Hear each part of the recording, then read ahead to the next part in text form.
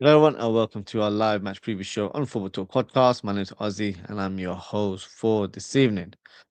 The game is upon us as Liverpool face Galatasaray in the second leg of this last 16 phase. So let's see what the outcome is tomorrow. Can Liverpool notch up another win to progress into the next rounds, or do we fold like we have done in two previous occasions against Galatasaray and allow the Turkish team to go through? So during the show, we will analyze our opponents in terms of what's happened since their win at the Rams Park, and then we'll present the team news. I'll try and predict the lineups for both teams and give you my score prediction as well. So let's present in terms of what's been happening with Galatasaray. To be fair, not a lot has happened since our defeat in the first leg at the Rams Park. Galatasaray beat Istanbul Başakşehir 3-0 last weekend. Liverpool, on the other hand, drew 1-1 against Tottenham. That feels like a defeat to me, especially in how we conceded the equaliser in the last minute. For me, same old nonsense under Arne Slot. So Liverpool aren't in a great place at the moment. Am I confident about this fixture? No, not at all. Yes, we may have home advantage as the second leg will be taking place at Anfield. There isn't going to be an away section as Galatasaray fans have been banned to attend the game. Although I have seen some videos circulating today where Galatasaray fans are wandering the streets of Liverpool, making their presence felt and trying to be intimidating with the red flares. Don't think that's really going to work, to be honest with you. But let's see what the atmosphere will be like at Anfield tomorrow. Will it be a special European night, or will we hear continuous boos like we did against Tottenham? That could literally present the future of the club, i.e., would Slot be dismissed?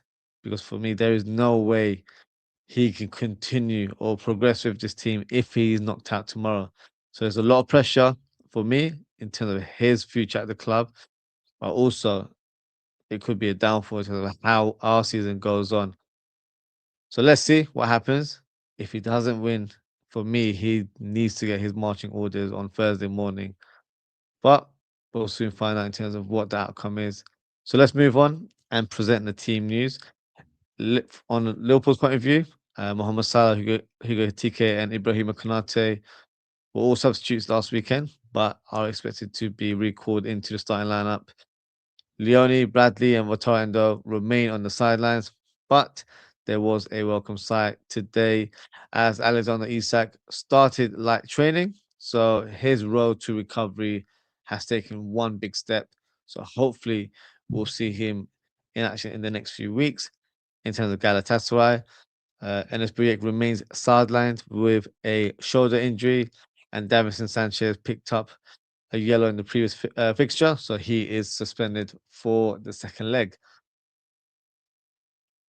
So before we progress, let's have a look at the comments, and then we will predict the lineups as well. Others say so. It looks like PSG are through. I haven't seen much of the action, but I do know the score lines. An 8-2 aggregate result sounds absolutely wild, doesn't it?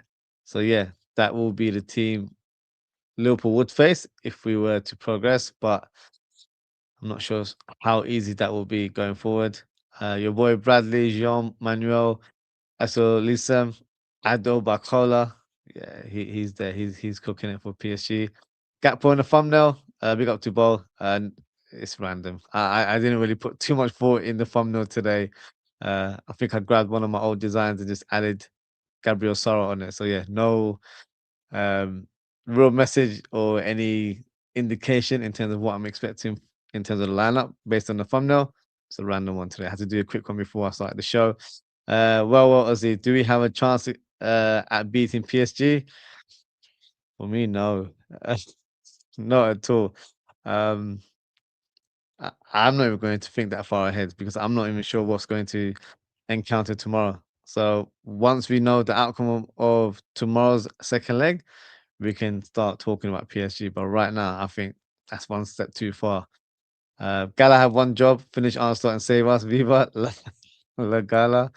Yeah, look, you would assume that would be the outcome, but you just never know, unfortunately, especially under FSG. Boss asks, what do you think Aussie happens if we go out? Like, honestly, do you think he goes then? For me, he has to go.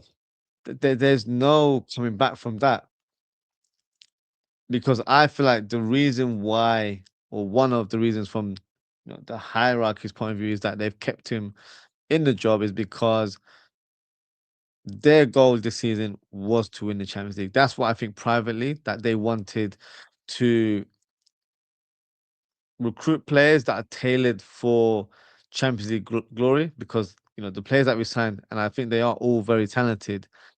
We still lack physicality in our team, and that has been quite evident in terms of how we've played um, in the Premier League season. The season kind of reminds me of when we had Benitez in his first season, where the team just couldn't get results against the lower teams, respectively, because we lacked that physicality in the midfield and up top we couldn't really hold the ball.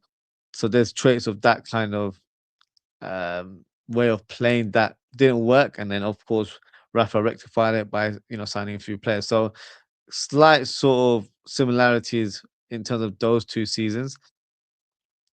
But with Arne Slot, the difference is he was given 500 million to upgrade on a title winning squad.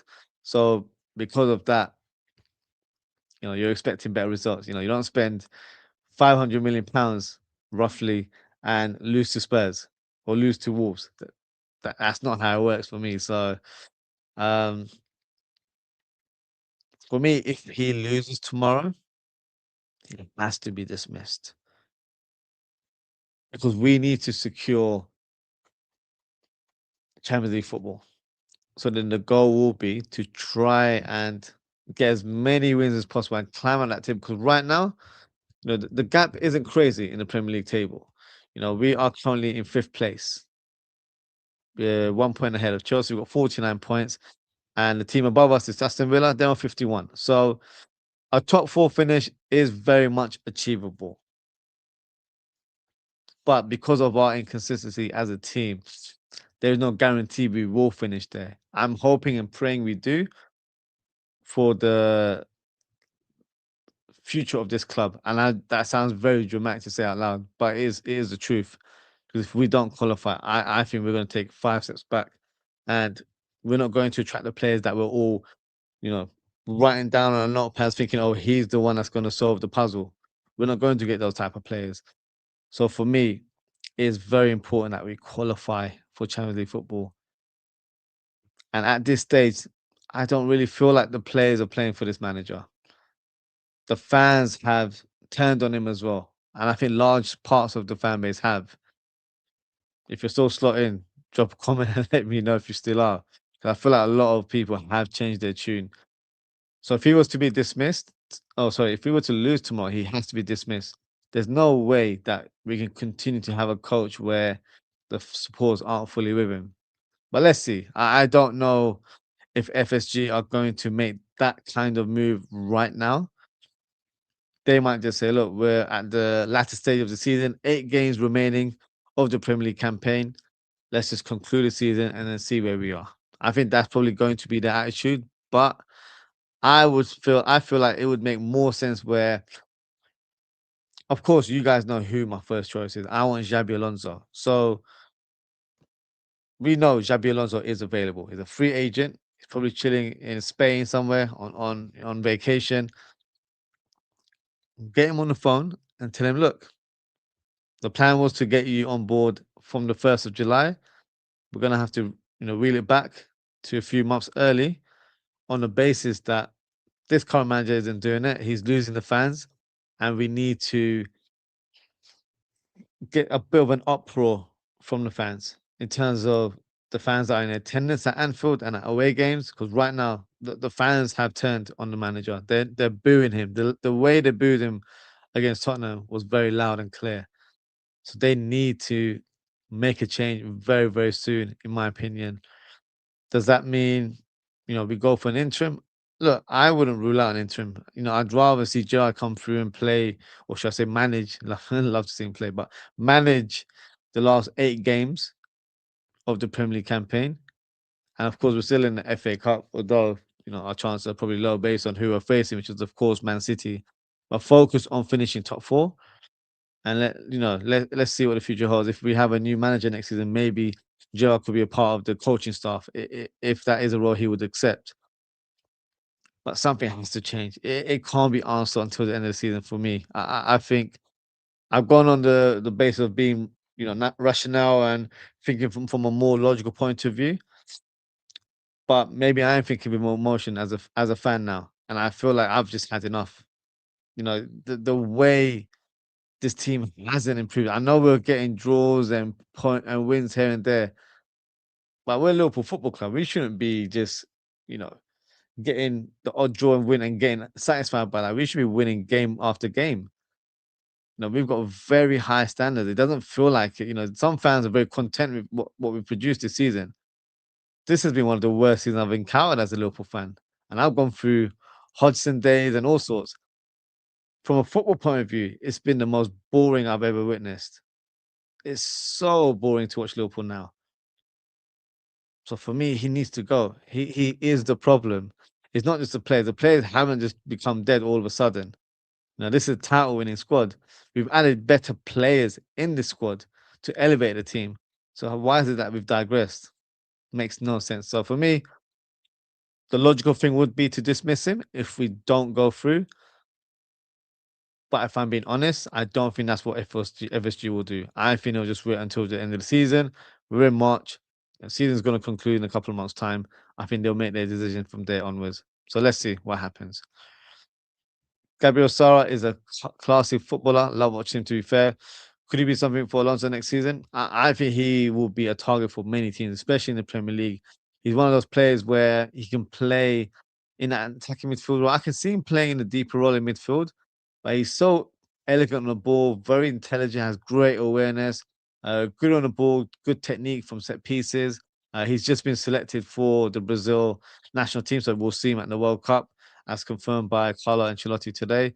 So yeah, very positive signs for him. But yeah, he looks like a very classy player, to be fair. Bo says more and more links on the Stuttgart manager today that Edwards have held talks with him. Your thoughts if he came in? I don't have too much knowledge on him, if I'm being honest with you, Bo. I'm aware of him because we have been linked with him in the past. The manager is, of course, Sebastian Honeb. So from what I've heard, he's been likened to Jurgen Klopp. I don't know if it's based on looks because he's predominantly wearing baseball caps and he's got a similar type of beard. So I don't know if that is the comparison that people are using, or his management style is like Jurgen Klopp. So I don't have too much knowledge on that front. But he's definitely a name, and he has been a name that has been linked with us in the past. So maybe one to watch. Would I be happy if he was to come in? At this stage, I don't know too much about him, so I really can't have a strong opinion. But right now, I think anything but Arne Slot is probably the right answer. That's what it feels like to me. But for me, if you were to ask me honestly, for me, it has to be Xabi Alonso. That is the man that has to come through the doors and manage the club from next season. That's the person I want to see. Bo says him or Alonso, and I'm happy. So you'll probably know a bit more about him. If Nagelsmann, I'm done with this club. I think Nagelsmann is a decent option. I don't think he would be as bad as Slot. Who would you prefer, Nagelsmann or Slot? So let me know, Bo, because I take Nagelsmann over Slot all day long. I know he's a bit more forward thinking, but I feel like we have the players to fit that style of play. We're playing very cautious football, and that doesn't suit the way we are as a club. But it doesn't suit the skill sets of the players that we have in the squad. So is something you have to assess, and that's why I feel like Slot isn't getting the best out of his players because it's not tailored to the way they should be playing, in my opinion. Mostly, could we see a change in the international break if we go out tomorrow and don't versus Brighton? Potentially, that could be the time where discussions are taking place now, and an appointment is made in that period. That would make logical sense. But if you were to ask my honest opinion, I don't think Slot will be dismissed, even if we are knocked out tomorrow. Um, you can pick Aussie go out tomorrow or get smashed versus PSG. I'd go out tomorrow. I don't want to see us getting smashed by PSG at all. So yeah, not an option for me. Slots delusional presser today as well. I was watching it earlier before I came on the show, and yeah, it's just deja vu. It's talking the same old nonsense. So for me, I switched it off. I didn't watch it till the end. I just had enough. So yeah, not really something I look forward to watching now, but I have to do it to make sure I'm on, on top of in terms of what needs to be discussed in these match preview shows. But yeah, a lot of nonsense as always. Wayne says, "Big up Ozzy. It's been a minute, but that's on me. Big up, chat. Big up, Wayne. Yeah, it's been a long time. I hope you're doing well. But yeah, big up yourself. Thank you for tuning in. Thank you for your comment as well. Wayne saying, big up to everyone. Is it the D Day tomorrow? It could be. Could be. It could be D Day. That's what it feels like. But I just don't know if the club has the balls to make that decision uh, if it doesn't go our way. But I'm hoping I'm wrong. And I'm hoping he gets his marching orders because, I don't know if it's just me, but I just get that feeling that a lot of us are fed up as fans. We are fed up. Even if you are the most optimistic of fans, you have to realize enough is enough. This just can't continue going forward. But let's see. Let's see what happens. Rain said you would hope so. Yeah, you would hope so. But FSG, will always prove that wrong, won't they? What has made you change your opinion, start leaving before the summer? It was always a song for you before. Look, for me, I'm probably speaking more as a fan rather than sitting back and understanding how the owners operate. I think he needs to be dismissed now on the basis that he's not getting the best out of this team. And we're at a crunching point of the season now where we're only a few points away from achieving third or fourth position in the league. And it's still attainable despite such a terrible season that we've had. So when you've got something within your clutches, you have to make sure you grab it with both hands. And right now, I don't see that consistency from the squad because I don't feel like they are playing for this coach anymore. So I feel like it's time to either bring in the guy you want to take over next season now, i.e., an Alonso, or you go for that interim route. Something that I've been saying for months and months, to be fair. But I feel like, we can't afford to miss out on Champions League football because of the way we performed the last couple of weeks. We've lost to Wolves. We've drawn to Tottenham, two teams that are fighting for relegation. We're not even talking about teams that are higher up or around us in the league. If we're falling to those teams, what does that say about the fixtures we've got coming up? I remember our last four fixtures were facing Villa, Manchester United, and Chelsea in back-to-back games. So if we were to lose all those games, we're out of the top four race, top five race, in my opinion. That's suicidal for a club of our stature and the way we spent money last season. That's going to be the last we ever do it. Because going forward, it might just be where we're signing players that are unknown to us and unknown to the world because we have to go through a different profile players now. We can't go for the creme de la creme or the elite players anymore because of what has happened this season. Sounds dramatic, but you have to be honest to be fair. And look, Chelsea, from what I've heard, are receiving a ban next summer in terms next season, I should say, sorry, in terms of signing players. So they are a team that normally spend big, and they normally have sort of similar targets to ours. So if we were to qualify for Champions League, that should give us a bit of an upper hand to securing certain signatures here and there. But who knows? Let's see what happens. Wayne says, I'd hate to be a Chelsea fan. So yeah, that's actually in reference to what I just said. Yeah, they're probably going through it more than us. So yeah, it's not as bad as it seems, I guess. Also, we all know when the pressure is on and Slot is one game away, we turn into prime Barcelona. I would get my hopes up. I don't know. I haven't seen us play like prime Barcelona this season, so I'm not going to expect us to turn that leap all of a sudden. Um, Under this coach, we're not going to play that level of football. Honestly, they're not just gonna switch up like that. It doesn't work like that, in my opinion. We might have a better performance, but because we've been so rubbish in the last few weeks, a slightly better performance seems like wow, we're back. He's gonna think he's gonna come to that kind of level, but it's not. So yeah, I'm not expecting us to play like a prime Barcelona tomorrow, that's for sure. Slot has got that Ten Hag vibe about him, can get a win to save his job. Yeah, I get what you're saying, but I don't think he's been given an ultimatum tomorrow. If he loses, he's sad. I don't think he's given that ultimatum. But you know, from my personal point of view, he needs to get dismissed. Just because I feel like there's a dark cloud amongst the Liverpool fans right now, or even at Anfield, to be fair. And we need someone to bring that good feel factor. For me, that could be Steven Gerrard on interim, or you fast track and bring the guy that's supposed to start next season. And in my eyes, that would be the logical appointment of Xabi Alonso. So yeah, we'll see what happens. But even if we win tomorrow, I don't think the stance changes in regards to Slot. But let's see. Thoughts on AFCON news, Aussie? I don't even know what the AFCON is. Let me quickly Google and see what the AFCON news is. Um, Senegal have been stripped of the AFCON title. Bloody hell. That's crazy, isn't it? I had no idea. So that's breaking news like an hour ago. So Morocco are named champions. Uh, but apparently the CAF appeal board ruled the host. What the hell? That is absolute madness. I'm gonna have to look into that. So yeah, I had no idea that that's what's happened here. Um, let me bring up on the screen actually. This is crazy news. Let me bring it up on the screen for you guys so you can see what I'm seeing as well.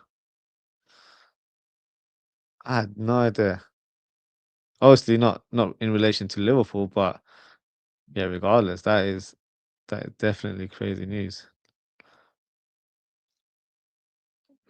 Let me see if I can bring it up for you guys. Yeah, so I'm on the Sky Sports websites, and yeah, Morocco have been crowned AFCON winners after a major ruling on Tuesday overturned Senegal's victory 2 months after the final for walking off the pitch in protest. Wow. After CS dramatic ruling, Senegal are declared to have forfeited with the result of the match being recorded as a free. Wow, that is mental. I don't know what to make of that. That's very, very much unheard of. Um, Senegal could yet appeal. I think they will definitely appeal. That's mental. That is absolutely mental. Not something that I was expecting to to read. To be fair, uh, exactly what I'm thinking here. If Afcon can change the winner, why can't the FA? Listen, the City thing is just crazy. It's just crazy that nothing's happening to them. Chelsea are getting punished, but what's happening to Man City? And look, some will argue and say, well, look, their case is a bit nuts because they've got a lot of breaches, and it has to be investigated and all that sort of stuff, which I understand. But come on, that it, it must be resolved now. It must be, or we're getting close to some sort of resolution because right now there is no talk, there is no confirmation that anything is going to be presented in the near future. Why do I feel like something's just going to happen where they get a financial ban or a financial punishment, I should say, and maybe a transfer ban, and that's it? But of course, this is years and years of doing dodgy dealings and all sorts. But hey, I don't think they're going to get punished to that level. But let's see. There's a lot of talks of them being relegated and all that sort of stuff. That won't happen. That that'll just kill the league altogether. Osimhen hat trick? Never know. You never know. Will Gala loved the space on the counter team with Osimhen, Yilmaz, so much space. Yeah, they've got players that can really exploit the space. Noah Lang, very very technically gifted player, can exploit the space on his left hand side. Yilmaz as well, very direct, bit theatrical. especially on how he performed last game. But he's certainly a player that can cause havoc. And Osimhen, he's a complete forward. He can hold the ball, use his strength and power, but he can also attack through the channels or go through the middle. So yeah, he's got variation in his play for sure. So yeah, they will definitely cause us havoc tomorrow. Um, Osimhen or Haaland? Um, is that in reference are you a Galatasaray fan? Yeah, I guess for you guys, he is your Haaland because he's the main man, I guess. I think he's referring to. I think he's a Galatasaray fan. So yeah, I think that's what the reference is. We'll see tomorrow.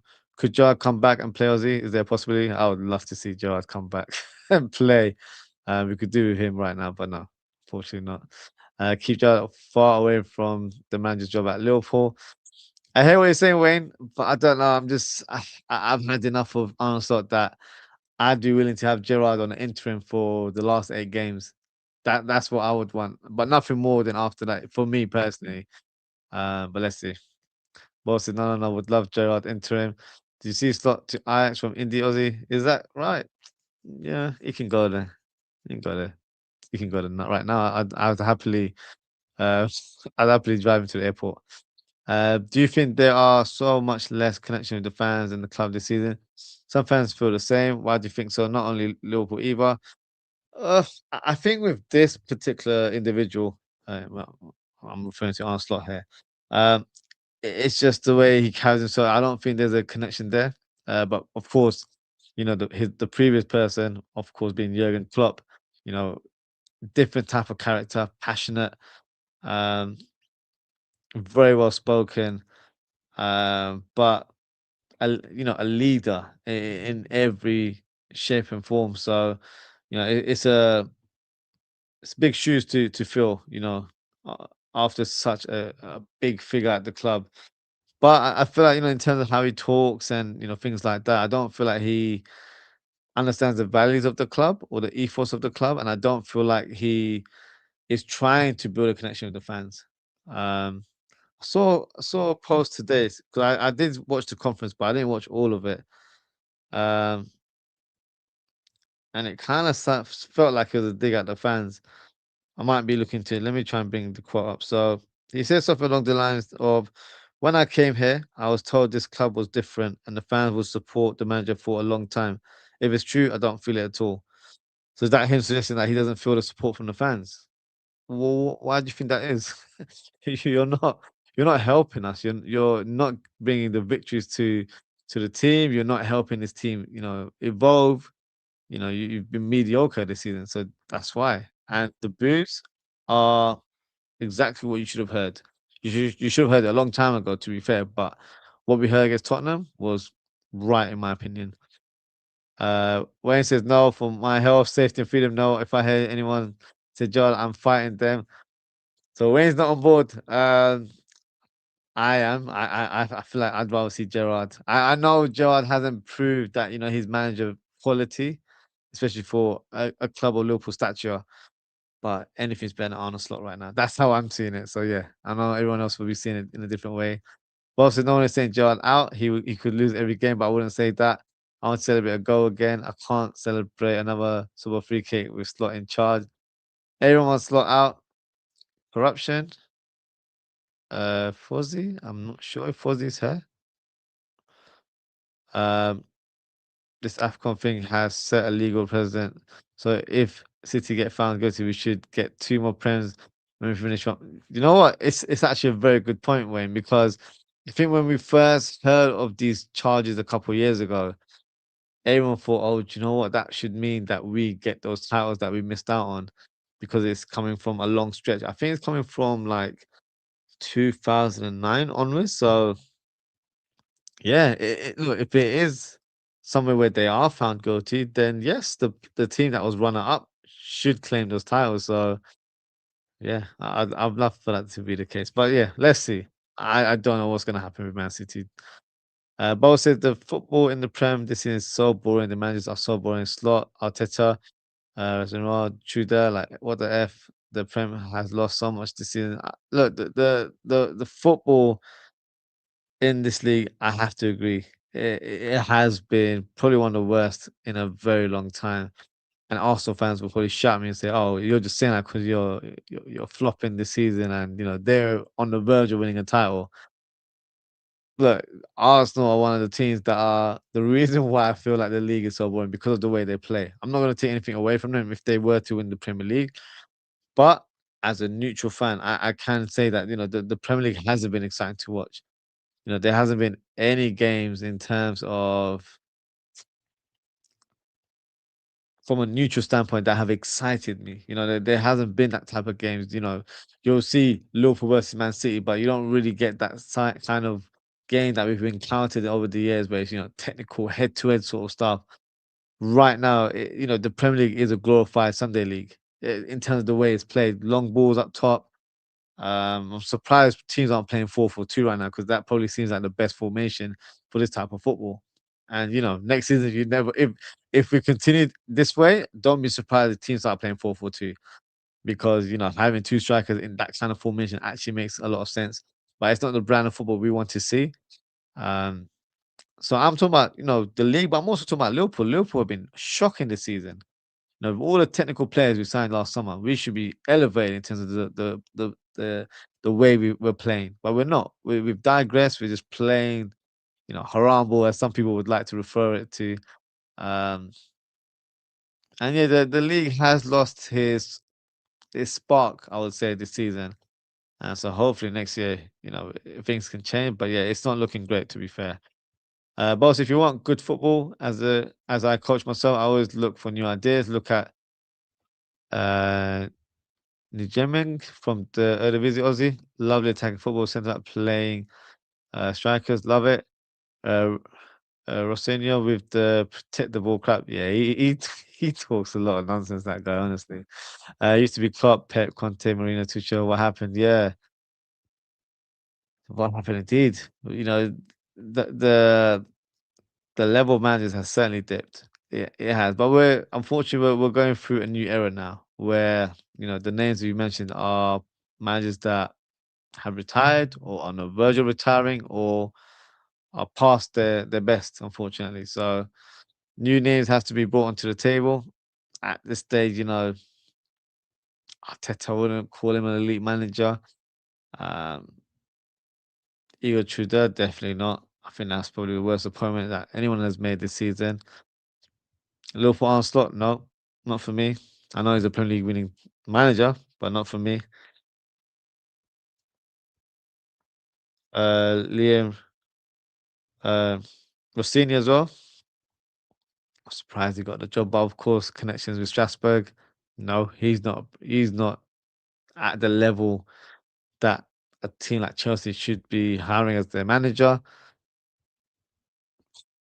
Who else is there?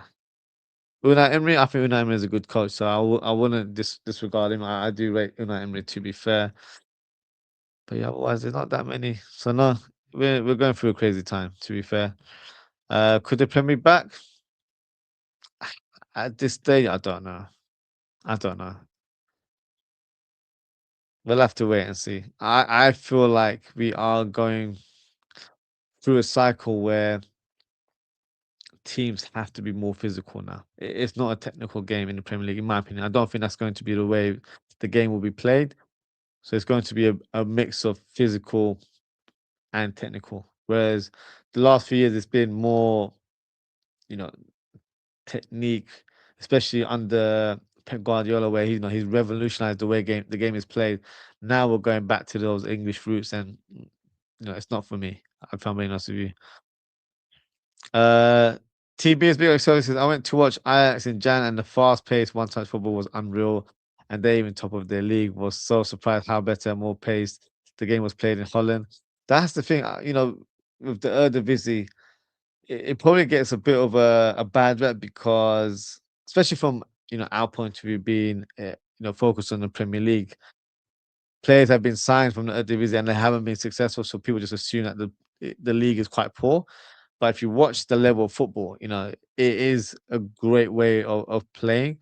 Dutch players or the way Dutch teams and academies have been set up, they educate their players. They play the football the right way from the grassroots up to the first team. So I'm not surprised in terms of the technical element of their game because that is something that they have, built upon in terms of the foundations of how kids should be playing their football as they go into the academies and so on. Um, so yeah, that your perspective there makes a lot of sense to me because I've always admired Dutch footballers over the years in terms of their technical play. Um, but yeah, because of the track record that players come over here and usually haven't been great success, unfortunately, the Eredivisie gets a bad rep, and maybe the managers as well haven't done well. Apart from Arne Slot, of course, won the league last year, but I think he was just lucky to inherit a good squad. So yeah, interesting point there. Wednesday football in general is taking a dip in quality to what used to be years ago. Yeah, I agree with that. I think in terms of La Liga, not a lot of teams are playing to, there's always a lot more teams that are challenging for those top honors. Not the case in Germany. I just think I think Bayern Munich in the Bundesliga are just walking through teams right now. Serie A was quite entertaining for the last couple of years. I haven't seen as much this season, but if you guys watch it, feel free to let me know. But I think that's dipped a little bit as well. Um, but English football has taken a different turn, which I'm not really enjoying. But we support Liverpool, so here we are. We have to deal with it. Boss says Aussie, no one has to play one way. Slot could throw everyone in attack if he wants to. It's a choice. Oh, I agree. But the thing is, I don't think this coach has the how should I describe it? I don't think he has the tactical nous of playing a certain way that will get him results because right now he's got a group of players that are, that on paper are very, very technical, right? But the thing is, you have to still look at the way the league is being played.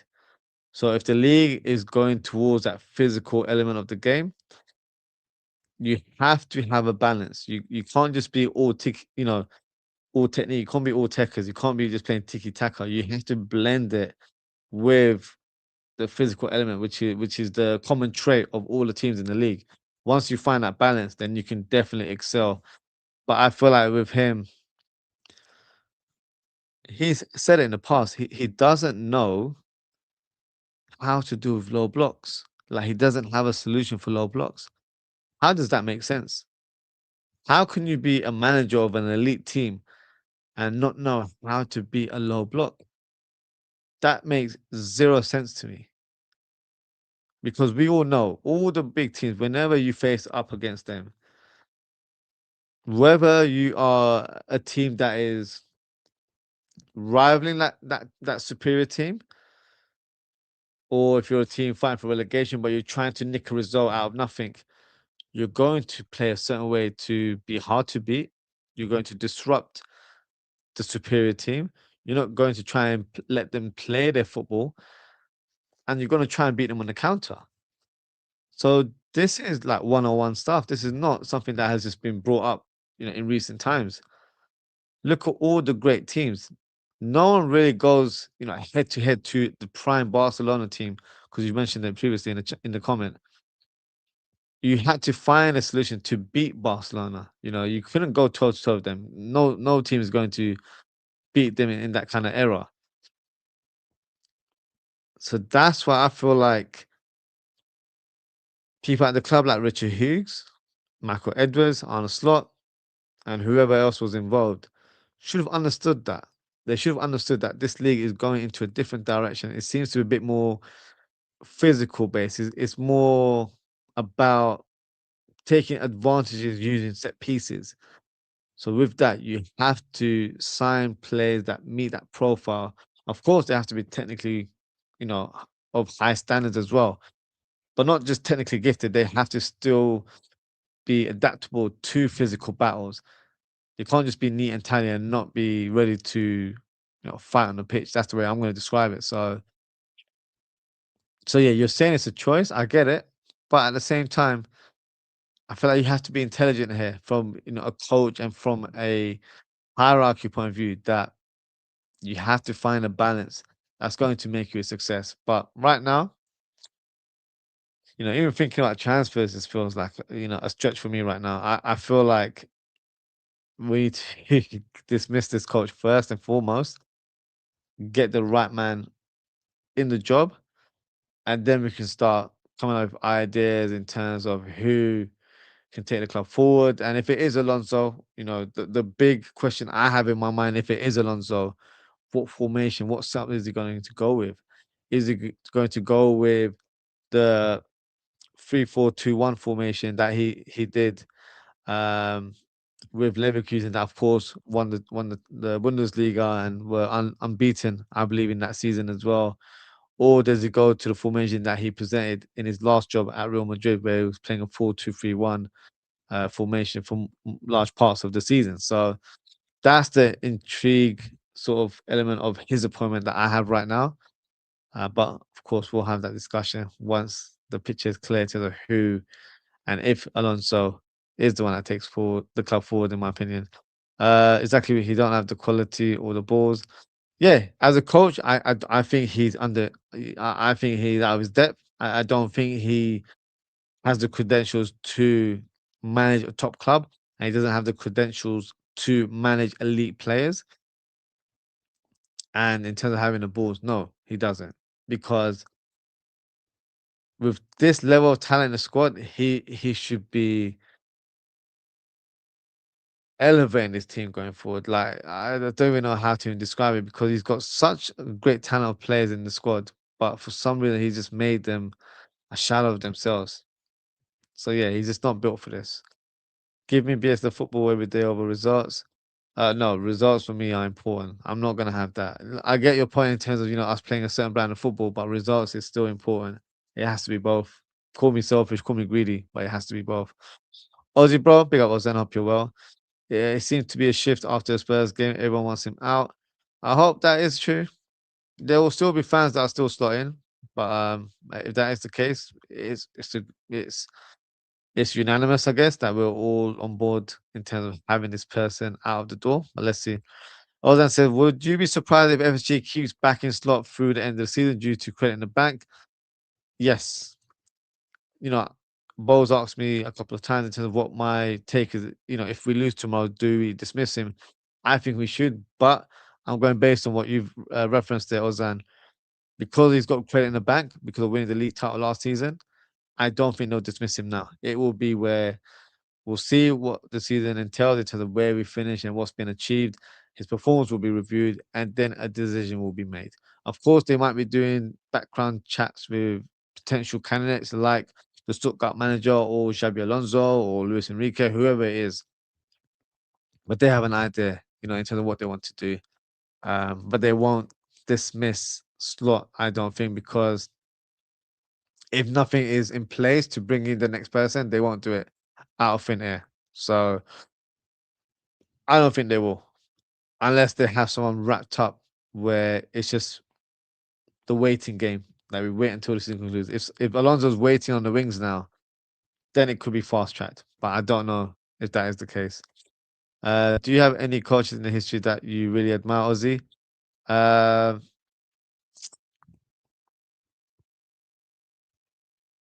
let's have a think. Do you know what? I'm gonna think in terms of Premier League history now. I really like the brand of football that Arsenal used to play. I'm not, I've got friends that are Arsenal fans, and yeah, I'm finding them very irritating right now. But the brand of football that they played under Arsene Wenger, I admired that philosophy. Jurgen Klopp, in terms of recent times, that's the level of play that I thoroughly enjoyed. Probably the best football we've seen in Liverpool era, in my opinion. Um, Pep Guardiola, I think for that Barcelona team, that team in terms of how they play football was just out of this world. You know, you saw Xavi, Iniesta, Busquets, that midfield trio. Just unbelievable. Um, so yeah, those coaches, I think those coaches have brought their own identity, but at the same time, it's attacking football, and they've actually achieved results and they've achieved success as well. So for me, they've ticked all the boxes. They've played their way of playing football, they've presented where it's attractive football that the fans will love and enjoy and are excited to see. But at the end, you've gotten results. It's not just a brand of football. You've actually achieved success and you've won trophies. So for me, that ticks all the boxes. Those are the kind of coaches that I've admired over the years.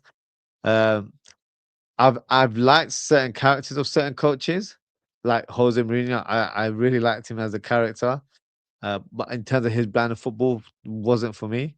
Um, so yeah, there's quite a few, but yeah, that's more in terms of like recent history. Hate the transfer talk, to be honest, but that's just me. Transfers don't mean anything if Slot is here. I hear you, but of course, being a content creator, if there's rumors circulating, I'm definitely going to discuss it with you guys, um, and see where it fits in terms of the current setup. But I understand your point because for me, I don't really want to talk about transfers thinking that Slot is going to be the manager next season because that's not going to work well with me. Um, but what we can do is we can talk about these players and kind of see where they fit, even if it's under a new manager, because the setup will be similar, or we might switch to a complete different formation. So that's the intriguing part, I would say.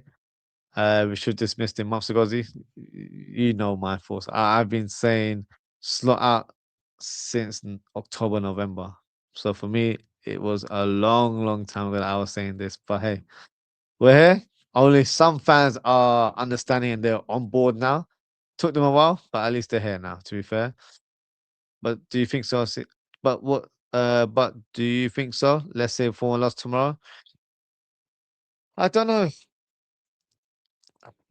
Of course, that would be a big loss, and I think there would be a huge uproar from the fans to get rid of him straight away. Will the club feel that pressure? I don't know. I just don't know if they are emotionally attached to the fans like that.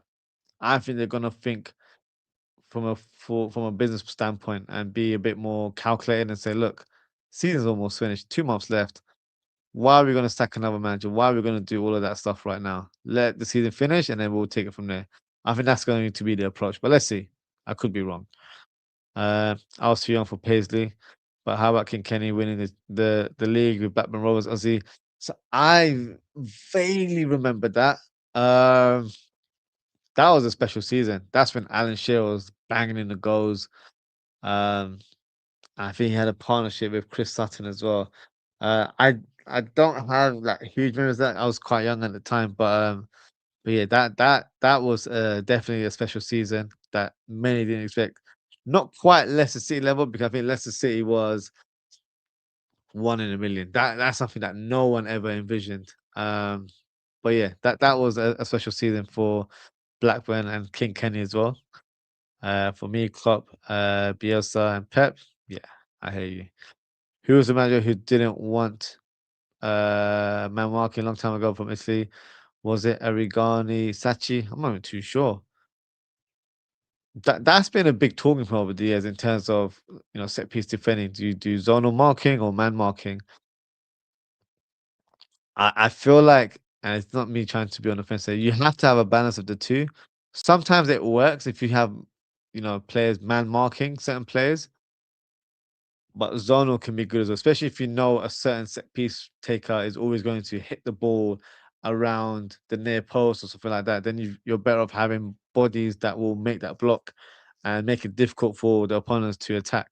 So it depends on the team. So I feel like you've got to do it based on who you're facing rather than it just being one, straight up policy, I guess. So yeah. Do you actually think Jones leaves? Oh, if Slot is manager next season, yes. I think he'll leave this summer. If not, I would love to see him stay. I don't think there's a reason why he should leave. He loves the club. I don't think he's, knocking the door asking for more money, even though he probably deserves it. But I don't think he's going to ruin his chance of playing for his boyhood club for financial gains. Of course, he's going to ask for what he deserves in terms of improved terms on his contract. Um, I genuinely believe like that spat with Slot against Burnley is the reason why he's not in the starting lineup. It's as simple as that. It shouldn't be the case, but unfortunately, that's how it has panned out. Because before that, he was playing week in, week out. He was producing great performances, um, and it was justified because McAllister hasn't really set the world alight at all. And I feel like with Jones, he was definitely forming a great partnership with Gravenberch in the middle of the park, and there's a good balance between the two. And then all of a sudden, he's at that spat with the gaffer. He's been benched. He's been linked with clubs like Tottenham, Inter Milan. He was close to joining Inter Milan, if you believe the rumors. So it wasn't looking good towards the end of the January window. And since then he hasn't really started many games. So it looks like he's not in favour of the coach. So for me, if Slot is the manager next season, he will be sold. But if it's a new coach and they value Jones as a player, then he'll stay. Are you gonna join BNR soon, Ozzy? For a show. We've had chats in the past. Nothing planned as of yet, but watch the space. You never know. It was Enrico Chiesa, Fede Chiesa's father. Oh, that's interesting. Maybe that's what Chiesa and Salah were having arguments about the other day. Nah, I don't think so. I love fluid football. Stop, don't bring that. Gerard would love Jones. Yeah, he would love Jones. To be fair, I think in terms of the way football should be played, it should be played with fluidity. One touch, passing. Pass and move. That used to be the phrase from back in the day. Pass and move. Pass and move. That's what I try and tell my son. And I see it with coaches as well in youth football that you want to try and encourage movement because you can't just be static on the football pitch. You got to move around. You got to be chaotic to the opponent. You shouldn't be so predictable in marking certain players. So pass and move is literally the way. It's basic stuff. But I feel like when you don't move around on the pitch, you stand in certain positions. You don't really interchange or engage with the way the team is playing, and then they become very predictable, which is what Liverpool have been this season. So yeah, things need to change. We need to upgrade our coaching levels because right now this coaching level is not it.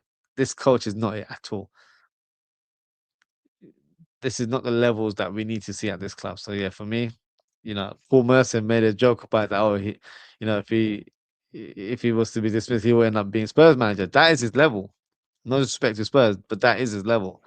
A club where they have a history, but it's one of those things where the expectations aren't as high. Those fans are more pleased about the brand of football rather than winning trophies. If you're a Spurs fan, let me know. I might be wrong here, but that's how I viewed it over the years. Whereas for Liverpool, yes, the brand of football is important, but we also need to see results. We need to see trophies. So that's how it should be, in my opinion. Boss, it took a long time before the predicted 11. These kind of shows I love Ozzy more and more. That's all good. I don't mind you guys sending the comments, but yeah, it's all relevant conversation because we're going through a time right now where, like you said, Bob, I feel like most of the Liverpool fans are in the same kind of viewpoint that Slot is not the guy. Some will say, well, look, give him until the end of the season. I'm saying get rid of him right now. That's how I'm viewing it. So as long as everyone knows that he's not the guy to take us forward, that should be echoed in terms of the owner's decision going forward. That's just how I'm looking at it. So let's see. Um, watch on tomorrow night, Ozzy or now. I should be free for tomorrow. If it's let me have a look. It's not a 5:30 kickoff, is it? Because even though I did that watch long, I had to I had to change plans to do that. So no, I am planning on doing the watch along tomorrow. It's 8 o'clock p.m. UK time. So yeah, I should be doing it. So I'll upload the stream in due course. But yeah, I do plan on doing a watch along tomorrow, and then we'll do a match reaction show later in the evening. He will don't sleep though. This is therapy. Listen, the way we play football is very hard to stay awake. It really is. Ozan, shout out to Ozan. He's on the shows when I'm doing the watch along, so he's keeping me engaged in terms of him when he's sending me comments. It's hard. It's hard to watch this team. It really is.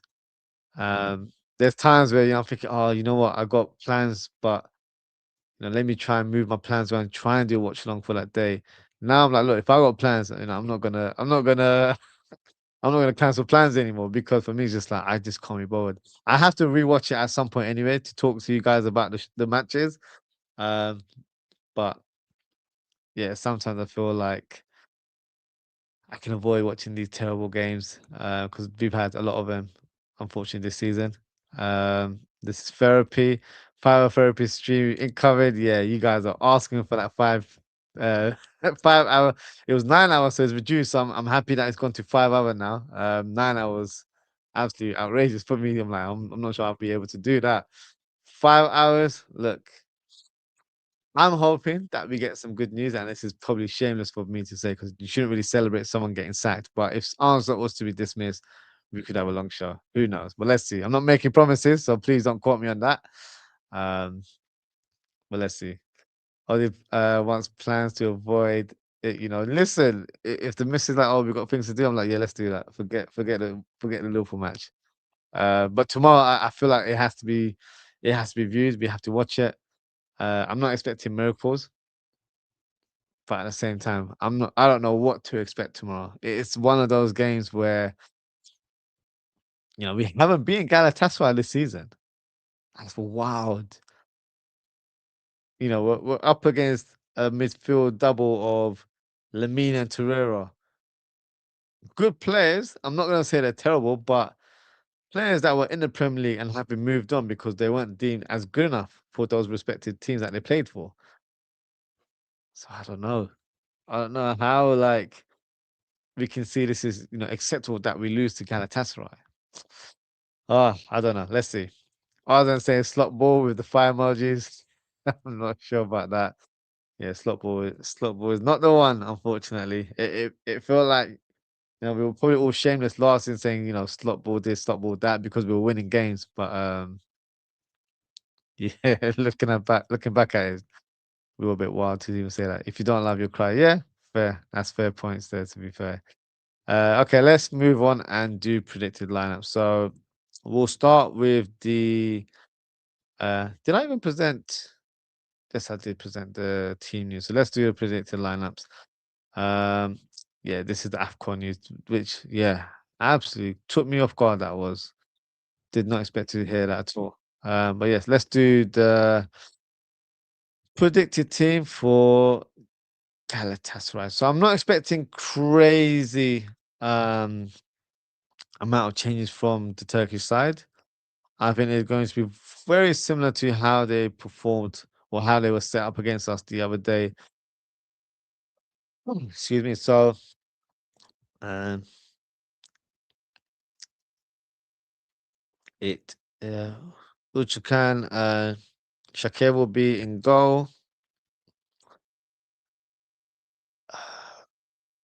Davinson Sanchez is suspended because I remember him picking up a yellow, and I remember the commentator saying, "Oh, he's suspended for this time." So I think the player that played right back, Singo, will move to centre back because he's actually a centre back by trade, but can play right back as well. So I think he'll be shifted in the middle, and I think it'll be Salai, the Hungarian right back that will play there. He's an interesting player. I've just typed his name there. Let me just go back to type his name again. So look at the positions that he can play: right mid, cam, right back, right wing. So you already know, he's an attacking minded fullback. And he's a player that we've been linked with in the last couple of months. So look out for him because I wouldn't be surprised if you signed a right back with experience that can challenge for that right back position with the likes of Bradley. I can see Frimpong being utilized more as a winger going forward, but can also play right back if required. But this is me thinking a bit more far ahead. But a player that I'm going to be intrigued to see how he performs because we have been linked with him. And then alongside him would be um, Badakci. Here we go, Abdul Karim Badakci. And on the left hand side would be Jacobs, who actually was quite decent in the last game, to be fair. Decent delivery from that left hand side. In terms of the midfield, it's going to be Torreira, if I can, there we go. Torreira and Lamina in the double pivot. And then I'm expecting it to be Yilmaz on the right hand side.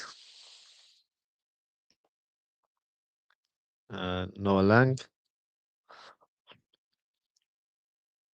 on the left. And I'm expecting it to be Gabriel Sara in that number 10 role. Where is he? There he is. And up top, none other than the hitman in Victor Osimhen. So this is the predicted lineup. No real surprises. Pretty much the same team. Of course, there's been a slight tweak in defense due to Davinson Sanchez's suspension.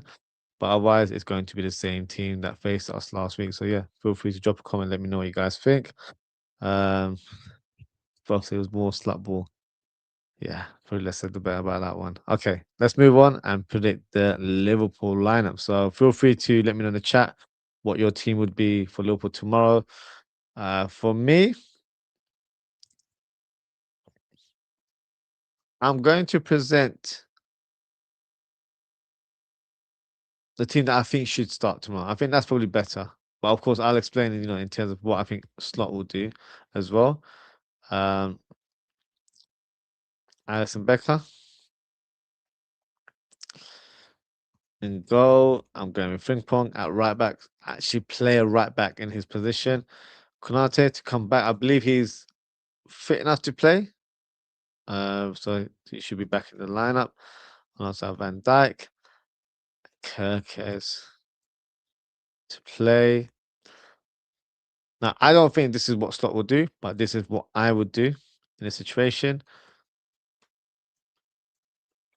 I would play Szoboszlai in a double pivot alongside Garen Burke. I would play Salah on the right hand side. I would play Florian Wirtz in his number 10 role. I would bring in Rio and Gamoa on the left. And I would start with Ekitike up top. So this would be pretty much my team. So feel free to drop your comment and let me know what you think of my team. This is the team that I would play tomorrow.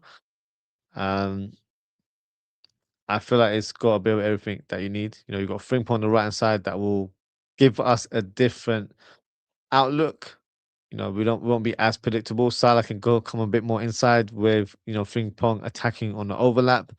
Verts playing his natural role, being effective in the final third. Rio, for me, is more than ready to start week in, week out now. So the way he's playing is fearless, he's direct against this level of opposition. This is probably what you need. Gravenberg and Szoboszlai, I feel like would be a good duo, where I expect Gravenberg to be given instructions to drop deep, be the holding midfielder, and let Szoboszlai have the freedom to influence the team.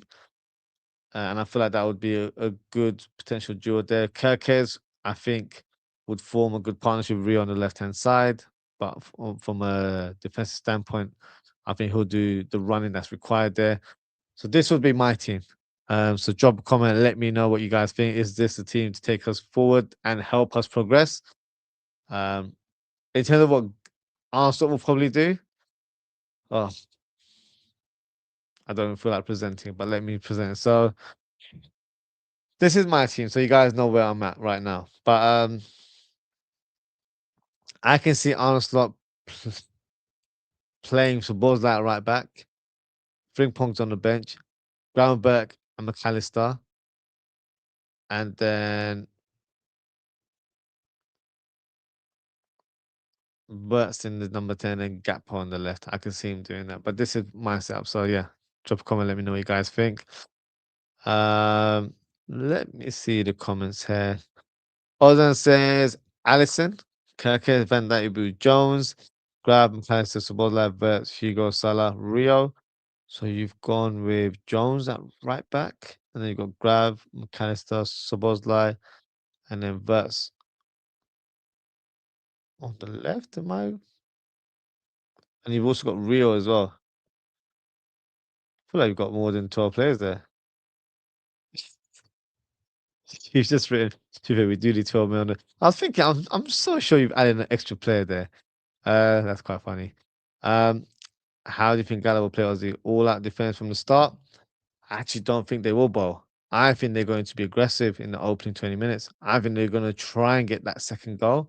I think that's when they'll start playing a bit more compact and be as robust as possible. I don't think they're going to sit back straight away. I think they're going to try and get that second goal and absorb the pressure and try and hit us on the counter attack. I think that's the way they're going to go. But let's see. Bowls team is Ali, Frimpong, Ibu, Virgil, Kirke, Soboslai, Jones, Salah, Verts, Rio, and Ekatike. So not too dissimilar to mine, to be fair. You've got Groundberg ahead of Jones there. Too fair. Oh, you should read that comment. Uh, Chibuke says no Verts, please. I think we need Verts in this setup, to be fair. I don't see anyone else other than probably Soboslai that can be effective in that opening uh, opening more advanced midfield role there. Um, if Verts wasn't to start, I need to see Szoboszlai in that role. I don't see anyone else being of adequate quality. Um, and you know what? You can't rule it out because I don't think Verts is fully fit right now, but I do feel like we need his presence on the pitch. So for me, Verts has to start. Both of your client Ozzy needs to step up under Alonso. Oh, he will. I'm sure if Alonso is the coach, he will definitely step up. I have every faith in that. No, don't say that, bro. That's Ozzy's client, innit? Yeah, he's my client. Chibuki says, no, Florian works, please. He can't shoot. He always wants to curl the ball. He's lightweight. He doesn't mark the opponent. Yeah, you've not watched him recently, have you? Um, those opinions or statements you've made there seem a bit outdated, if I'm being honest with you. Uh, at the start of the season, yes, I would probably agree with you. I would say he is a bit lightweight, but that's not his area of weakness anymore. I feel like he's definitely excelled in that part where he's put on a bit of weight. He's definitely a bit more robust, and he can deal with the physicality. Um, he can't shoot. Yeah, you need to watch the game a bit more, mate. How can you say he can't shoot? There was a period of time where he was the one that was scoring a lot of goals. So I think you're talking nonsense there. He wants to curl. What's wrong with curling the ball? That is a form of shooting, isn't it? So not everyone is blessed like Adriano with 99 power, you know? So you got to be smart here.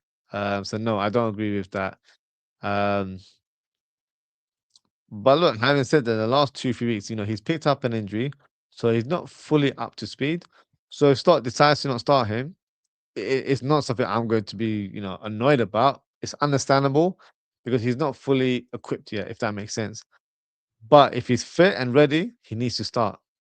This team can't function without Verts. Last few weeks has shown that we've really missed his presence because there is no player that can open the gates like Florian Verts in this team. So yeah, I don't agree with those comments there, but thank you for your comment anyway. Ozan, Bo having giggles. Ozzy's all that defense on his client, of course, all day long. That's my client right there. So yeah, I have to defend him in all costs, to be fair. Now, the big question, guys.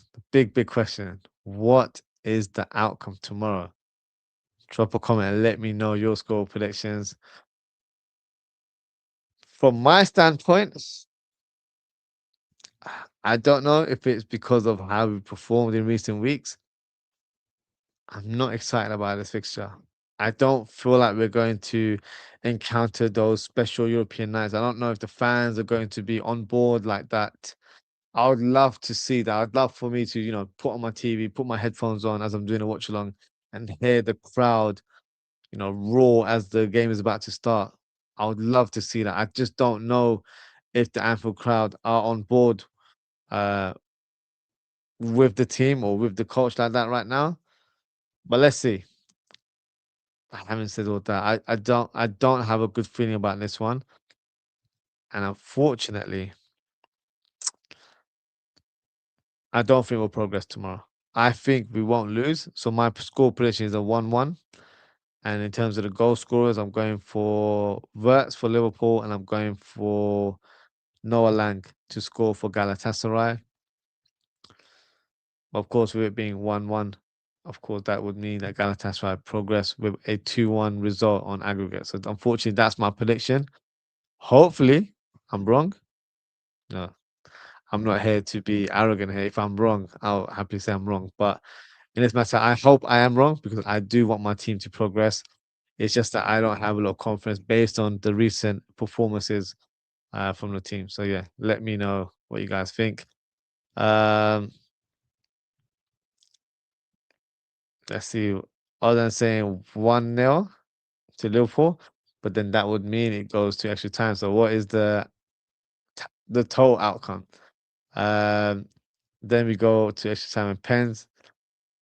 And then you say lose on pens, bloody hell. That is absolute torture if that was to happen. After you know what, it would be typical Liverpool. You think they've got a bit of hope, and then all of a sudden, yeah, back to reality. We're terrible. That's what it might come to.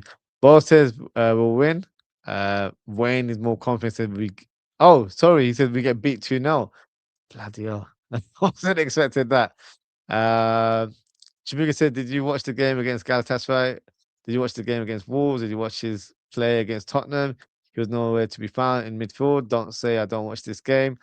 You're talking about the last 2, 3 games where he's played a bit part role. He's just returned from injury. So that was my point previously.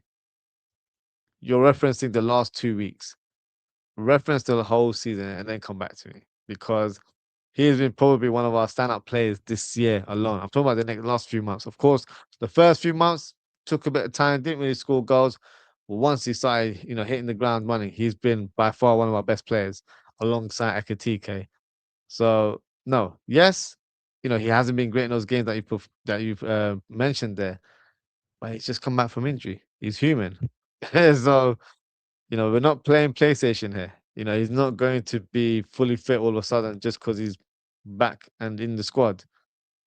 So you gotta put a bit of realism to those opinions. But look, let's see how he performs tomorrow. And yeah, if you want to have a chat about Verts again, we can have a chat about Verts all day long. Ozzy will be 1-1 game tomorrow and we're out. I agree, Chibuke. That's my score picture as well. I hope me and you are both wrong and we actually progress. But yeah, that's how I'm seeing it as well, to be fair. But remember, Ozzy, do not take off after a win tomorrow. I don't want to be. I don't want to see a fantastic performance on the thumbnail tomorrow.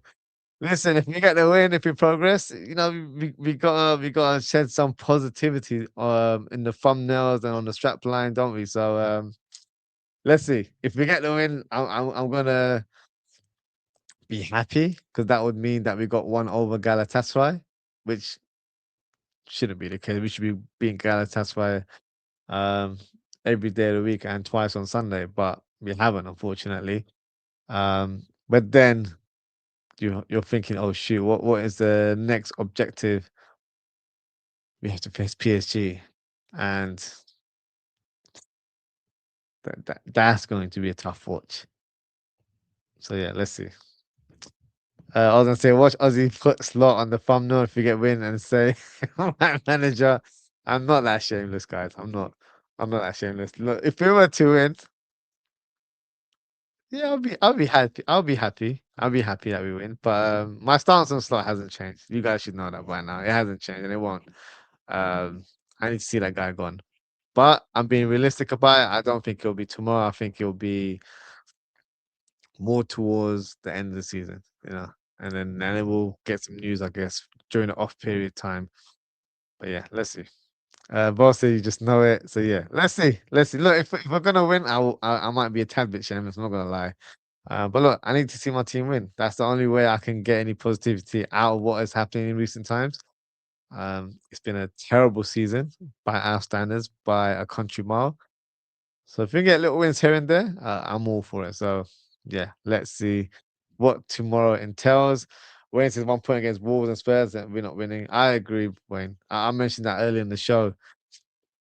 We lost to Wolves in the league, and then we drew to Tottenham.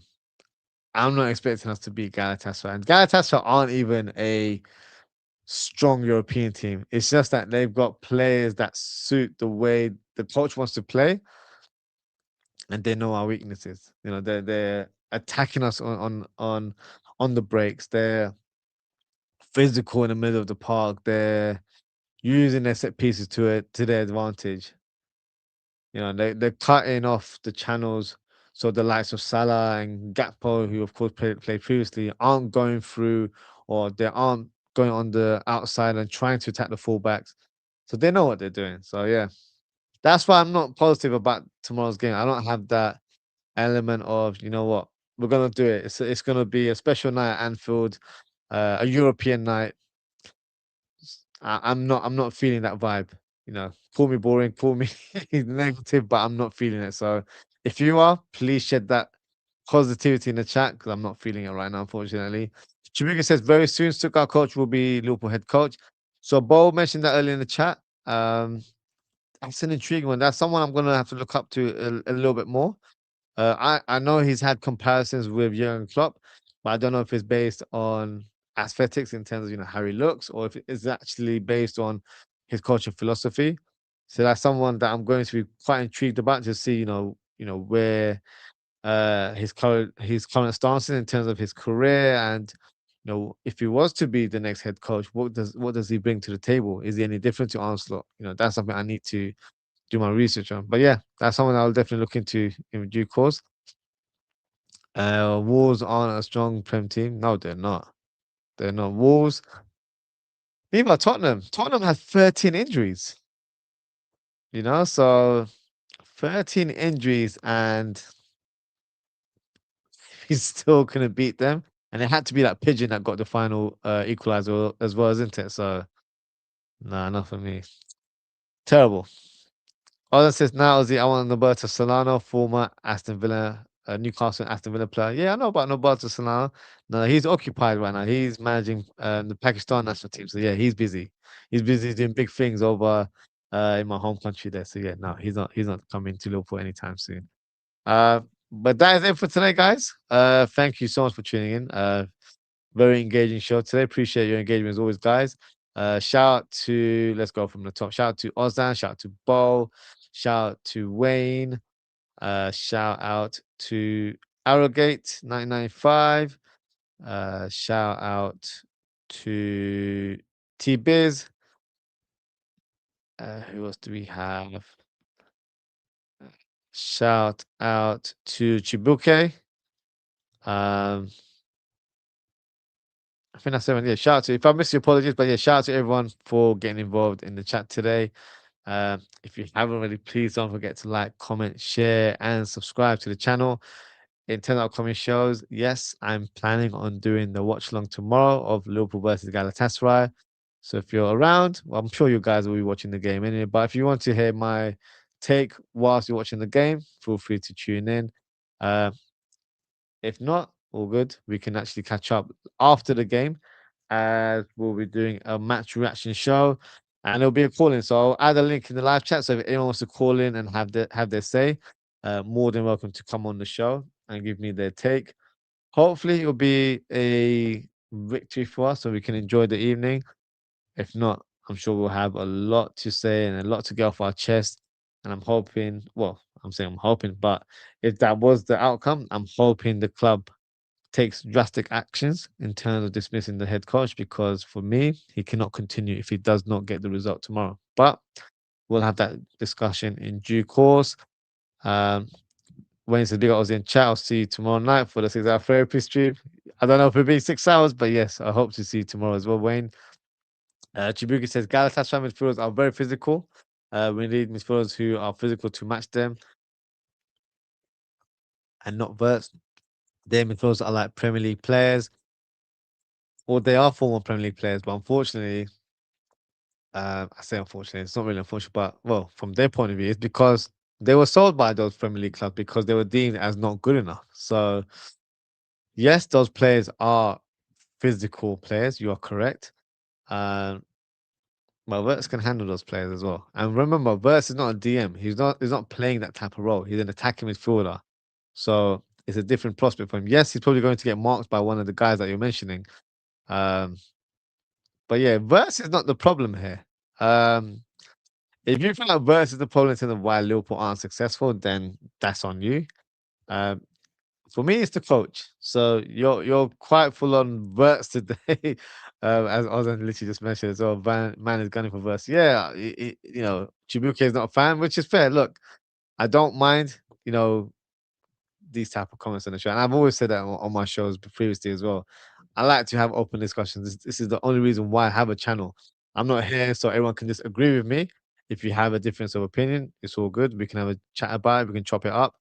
Um, but I'll also, disagree if I don't agree with your points. I'm not going to just agree with everyone just because you're watching me live. I'm going to say how I feel, and like you guys are as well. So open discussions is all good, and of course, if it's done in a respectful manner, even better because that's how it should be done. But no, I don't agree with your perspective on Verts being the issue here. Um, I feel like there's other players in the team that have been a weak link for us. And I don't want to just name drop a lot of players, but the likes of McAllister, who, World Cup winner, as we like to bang on about, but hasn't really shown that level this season. You've got Nate, who has had large parts of the season where he's done well, but then there's a lot of part of the season where he's looked quite abysmal, to be fair. We've had a lot of uncertainty at right back due to countless of injuries there. Like so Endo's, played there, got injured. Joe Gomez has played there, has been injured here and there. Bradley's out for God knows how long. The club haven't really clarified, but there was a guy who wrote an article who's an expert when it comes to these sort of injuries, and he said that it could be where he's out for another year. So we're talking about this time next year in March. And if that's the case, I think right back has to be a priority in the summer. So he always played all right, but Curtis Jones has been in and out of the team, but I feel like he's actually been one of our standout performers in midfield. Verts had a very slow start, I will admit that. But I think since December, I think he's been one of our more efficient midfielders, providing goals and assists to his tally. Ekatike has been a breath of fresh air. I've really enjoyed Ekatike this season. Gakpo, my God. I'm not going to do a piece on Gakpo. We'll be here for another 6 hours. So I'm not going to talk about him. But yeah, he's been absolutely shocking this year.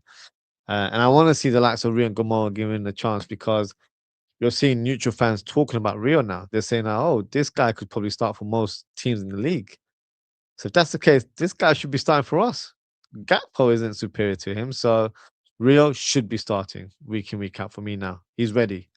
But let's see if the gaffer agrees or not. We'll have to wait and see. Um, let's see the comments here. JK says, "Best bro, you never will come. Big up, JK. I hope you're doing well. He needs to raise his game. £100 million player. He didn't write his own price tag. That's between the clubs, isn't it? So if you're not rated Verts, that's on you. I'll stand by this opinion. Verts is one of the best attacking midfielders in world football, and if you don't believe me, listen to the likes of Jurgen Klopp, managers and players that have played at the highest level. They'll tell you what's what. JK said, that's the team I called on 12th show. Exactly the same. And come on, Verts, free up yourself, JK. So great minds think alike in terms of the team lineup there. Wayne says, controversial take. I think we should sell Frimpong. Feel free to elaborate. I wouldn't sell Frimpong. However, if we and let's not talk about managers. Let's just talk about systems and setups right now. If we continue to play a 4-2-3-1 formation going forward, I wouldn't be surprised if Frimpong is utilized more as a squad player. So a player that you have as an option on the bench who can come in and play right back or who can come in and play right wing. Or if we have a back three, he can come in and play wing back. So he gives you different options on the right hand side. and then we actually sign a proper right back who starts in the team, if that makes sense. So that I feel like that would make more logical sense. Selling Frimpong, I think, would be a bit of a mistake because whenever he's come off the bench, he's always been impactful, and I feel like that could be his role going forward. We don't have players that are blessed with that kind of pace. He's very direct, so I feel like his skill sets actually benefit us. And from a more of a player registration point of view, he's homegrown, so we're not blessed with a lot of homegrown players. So he ticks that box as well. And I feel like he's actually embedded himself very well with the squad. So for me, it would be a bit of a mistake to sell him. I don't think we'll gain more money if we were to sell him as well. So from a financial standpoint, that doesn't make sense. So I would say if your stance is more that you don't see him in the starting lineup, that's I guess uh, uh, uh, I wouldn't say a fair assessment because I think Frimpong should be starting in his current team right now.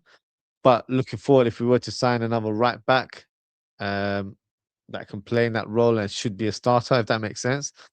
A player that I would say we should have tried to start signing last year was Pedro Porro, but then Ruben Gamora smoked him the other day. So I guess it happens to the best of us. But I think right back is definitely an area we need to upgrade on. So if Conor Bradley's injury isn't as long term as I'm envisioning, then it doesn't really matter. We still need to sign another right back that we can rely on because for me, relying on Conor Bradley is not a smart thing to do because of his injury record now. Frimpong, unfortunately, has picked up injury, so even he's a slight concern on that front. But in general terms, I feel like he's a good player to have to utilize at right back. But if we need pace in the final third, he'll be great on the right wing as well. Um, so yeah, I do plan on doing a show speaking about right backs in terms of the profiles that I think we should target. So I guess watch this space, and we'll definitely do a show dedicated to right backs and who I think we should sign in the long term. Jabika says when a midfielder is in the 18-yard box, his duty is to know when to shoot, but he always wants to make a pass when he's supposed to shoot. He is an attacking midfielder, so normally in those type of positions, his role is to be the creative spark of the team, i.e., thread that final through ball to an attacker, i.e., the striker or one of the wingers, to allow them to get on the ball and score. Of course, it would be a bonus if he scores goals as well, but his role is actually to be the creator for the front line. So, it's different responsibilities uh, from that particular profile there. And with this current coach that we have, I know for a fact that he tells his midfielders to hold on to the ball as much as possible. He doesn't really like our players to shoot from distance. That's why you see the likes of Szoboszlai, not as much this year. I think, he's been very calculated in terms of when he drives the ball, when he needs to shoot. But last season, Szoboszlai was very much gun shy, and that's why I don't think he was getting the credit or it wasn't notching up the tally in terms of goals assists that he should have last season, in my opinion. This season, I think he's definitely more calculated and knows when to attack, when to shoot, and when to pass. So he's found that balance in his team. Um, but Vert's role is not to score the goals. His role is to be the creator in his team. Gakpo and Slot hand in hand. Is Slot not the players? I agree with you, Bo. Ekitike is good, but he should always remain in between the two opponent defenders and also in the 18-yard box. Anytime he drops deep, we don't have a striker upwards. The thing is with Ekitike, that's not his game, the way you've just described him. So you have to understand the player's skill set. He is a striker that likes to drop deep, and he's a striker that likes to attack the channels. So I don't know if you've watched any of his interviews. One of his role models is Karim Benzema. So if you watch Karim Benzema play, especially from his Real Madrid days, you will know that is how he plays as well. He's a striker that used to like to drop deep, tap the channels, but can score all types of goals. That's Ekitike right there as well. So he's not the target man. He's not just going to stand up against defenders. It's not really his game. He likes to get on the ball and drive with the ball. So a different type of player. He's not a Peter Crouch. He's not a Voltemade, the one that plays for Newcastle. He's not that type of striker.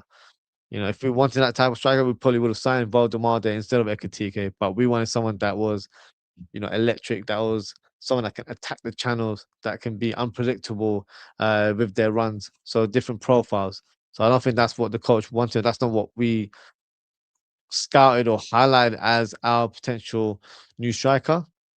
I'm talking about in reference to last summer. So yeah, so for me, that's not his game. But there's definitely areas of his game that he can improve in terms of holding up the ball a little bit better. But what I've been impressed with Ekitike is, when he gets the ball, he lays it off with great timing. And then, once he's done it, he's moving forward as well. So there's areas of his games that I really enjoy. And I feel like with more experience, he's only going to get better and better. Bo says, I wouldn't sell anyone. The new coach would get the best out of everyone. I agree. So for me, especially if we're thinking that Xabi Alonso could be the guy that comes in to replace Arne Slot, can't sell Frimpong because Frimpong was one of his best players in that season when they were undefeated.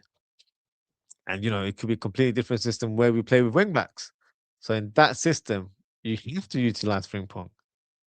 In that system, he's probably the most best suited player for that sort of shape altogether. So yeah, I wouldn't sell Frimpong. He's in your prime. He don't dribble. He stands up. Uh, he stands you up, kicks it past, and runs after. His final product is inconsistent. He's not injury prone. If you look at his track record, it's just for whatever reason he's picked up a few injuries at Liverpool. I think that's more so because of the tenacity of the Premier League. There's more expected from players in terms of physical standpoint. There's more running involved. Um, you have less time on the ball, so he's not used to that kind of level of play. And because of that, he's having to run back a little bit more. He's playing right back, where for Leverkusen he actually played right wing back or right midfield, where he's not required to track back as much. So with more running, of course, that means more ground covered, and because of that, that's probably why he's picked up a few niggles here and there, and it's muscle injuries as well. In terms of him kicking past and running with the ball, that's why he's there. He's there for that overlapping run. So that's something we need from a right back in that position. You need a player to get past the fullback or get past the winger and attack the byline. So I don't think that's an issue. In terms of end product, he's not a Trent Alexander-Arnold. He's not going to whip in glorious balls from the right hand side. But what I like about his passing or his crossing is that he tries to pick out people with low passes. He's trying to pass the ball to the player rather than just hitting it in a zone, thinking someone's going to attack it. So I'd rather my fullback be a bit more accurate with passing rather than just hit across and hope and you know expect someone to get on to the end of it when that doesn't really happen. So for me, I prefer the way he plays. I don't have an issue with his role. Um, my outlook in terms of his place in the team, it will depend in terms of how we set up next season. If we're playing wing backs, he's pretty much a shoe in into that sideline. If we're playing with a right back, then I feel like we need someone a bit more well rounded in terms of the defensive element. But that's a conversation we'll probably have another time, just to based on what happens. Do we stick with Slot? Do we get another coach? We'll have that detailed conversation in due course. Our best right back this season was like, I hear you, but suppose I shouldn't be our best right back. He shouldn't be in that role at all. So that's the frustrating part for me. Do you play any FM Aussie? I used to play FM years ago, but no, I haven't done it in recent times. But unfortunately, I don't get the time. Um, but yeah, I try and do career mode on FC24, FC25, of course, which is the recent one. But even with that, I've not been able to do any shows. But yeah, I used to like playing it quite a lot growing up, but I haven't done so in recent times.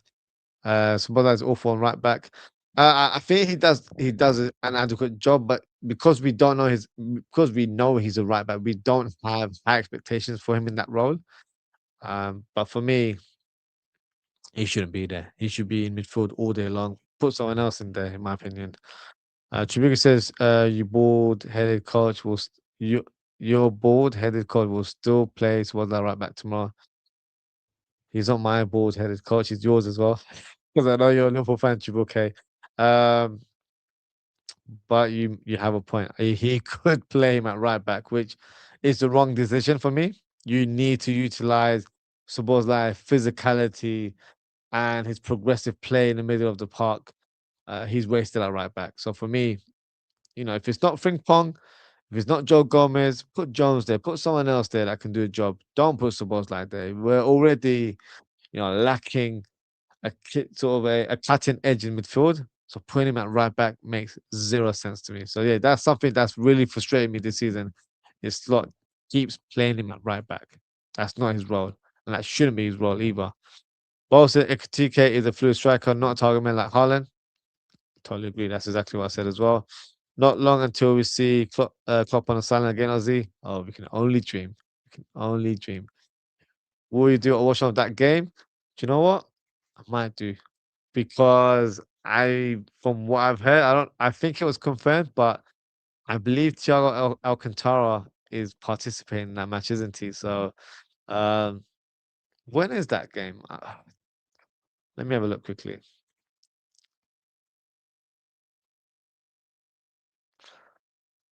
28th of March. Does anyone know if you can still buy tickets? Because you know what, I would actually love to attend that game. If they have tickets, I might even look into getting it. Let's have a look. General sale. Oh, tickets go out. Oh wait, this is old. I might look into it. But if not, if I'm not able to get tickets, then yes, I might do watch along for that one. That'll be a nice watch, to be fair. Because there'll be a lot of players from the past. So yeah, I think that'll be quite nice. So yeah, I might do a watch along. Um, Kiata didn't get injured till he came to Liverpool. Oh, is that Keita? That's true as well, Wayne. Um, that is true. I can't really argue with that point. But I think Frimpong has been more involved in comparison to Keita. Keita would be out for long durations. Like he'll pick up an injury. He picked up. Correct me if I'm wrong. I feel like he picked up an injury where he dropped something on his foot on a plane or something along something stupid like that. So um, I don't know if that was a rumor, if that was just nonsense online. But yeah, Keita would be out for months and months. Whereas Frimpong, it was hamstring injury, so he's out a few weeks here and there. But of course, Keita was at Liverpool for a number of years. This is Frimpong's opening season, so let's see, how Frimpong evolves, as a Liverpool player. But I think his opening season, for what he's done, has actually been a good outlet for us. Um, so I'm not against him. I actually feel like he's been a good addition to the squad. Chibugi says Galatasaray plays the kind of football Liverpool doesn't like. That is aerial ball. We are so bad in aerial ball, and our midfielders holds the ball a lot and reduces our counter attack. Facts. I totally agree with you. Um, we can't deal with those type of teams, which is so funny because that's how a lot of teams in the Premier League play. So why can't we deal with that? Because we didn't sign the right players, or what I should say, we didn't sign additional players that would have fit that sort of style of play, i.e., physical midfielders and powering centre backs that would deal with those physical aerial duels that you just mentioned in the comments. So yeah, um, you're right. You're not wrong there at all. And that's why I'm not as confident because the way they played against us last week and how they played us against September, we couldn't handle it. We're not built like that. So yeah, I do agree with you on that one. Bo says plans on getting Double D on when Slot is sacked. Listen, if Slot's sacked, I'm on the phone to Double D, and I'm sure Double D will be will be eager to come on the show. So yeah, that'll happen. Of course, if that news was to break. Um, Springmore looks to be the same. I don't know. Let's see. Let's see how things happen or how things unfold next season. Um, but I don't know. I don't think so. I don't think that'll be the case. I just think he's been a bit unlucky in terms of picking up those injuries. Uh, Gala plays good football, possession football. They do. They do. Actually, they're not just a long ball team. They actually play really good football. They've signed some good players. Noah Lang on loan looks, a great signing there. and they'll definitely try and make that permanent. I'm sure. Osimhen, we all know what he's capable of. I'm still surprised that he's actually moved over there permanently because I think a Premier League team should have signed him all day long. But I think he had huge wage demands that didn't suit him, unfortunately. So that's how it goes, I guess. Uh, Plus, Frimpong gets knocked off the ball easy. He's not the most, physical. So I do understand your point there, but I'm expecting, his raw pace to get past most players. Um, I don't feel like he's shown a good level of himself this season, but I've seen him play for Leverkusen. I've seen him play for the Netherlands, and he's more explosive on that right wing. So once he gets into that rhythm, you'll see a better version of Frimpong next season, in my opinion. Uh, Slot doesn't trust Frimpong at right back. Also, imagine our Stones midfielder McAllister taking on midfielders, and by doing so, he loses the ball. I don't think I don't agree with that. Slot doesn't trust Frimpong at right back from a football standpoint. I think he's basically trying to manage his minutes due to Frimpong picking up quite a few injuries this season. So it might just be just being a bit cautious in terms of his selecting him or playing him from the start. Because whenever Frimpong's been on the bench, he's generally come off the bench and actually played a decent amount of minutes. In terms of McAllister, he just doesn't have the legs for me, and he doesn't have the physicality to deal with those type of duels, which is why probably a controversial opinion or unpopular opinion, however you want to describe it, I would cash in on McAllister this summer. I don't think he's good enough for Liverpool. So with interest from Real Madrid and his stock is still high, I think this would be the perfect time to go on and sell him. Both it's on the manager, not the players. Ozzy, my lineup. Let me try and bring up your lineup. Give me a second. Let me go through the comments.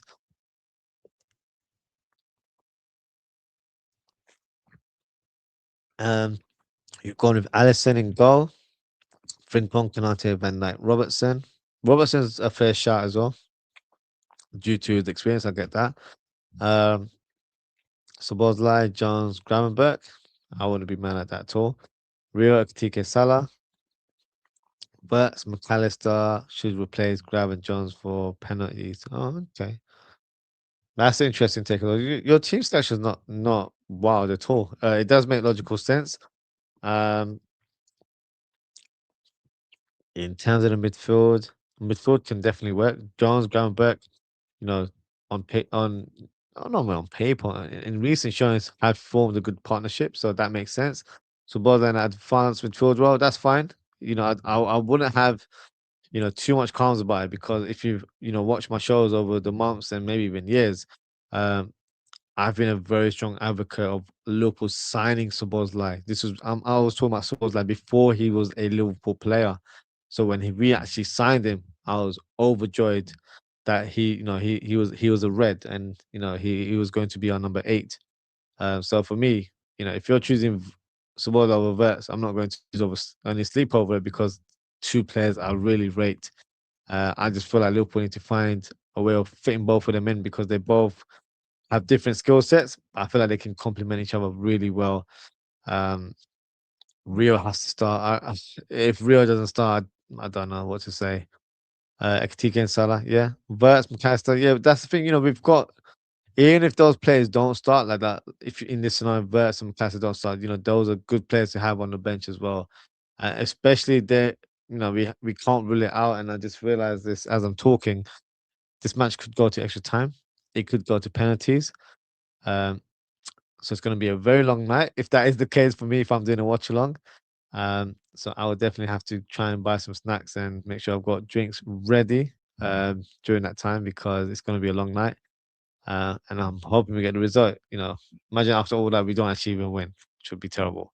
Um, but yeah, not a bad lineup at all. Does make sense to be fair. Um, Wayne says put Ramsey at right back. Wayne, I've been saying it for weeks and weeks and weeks.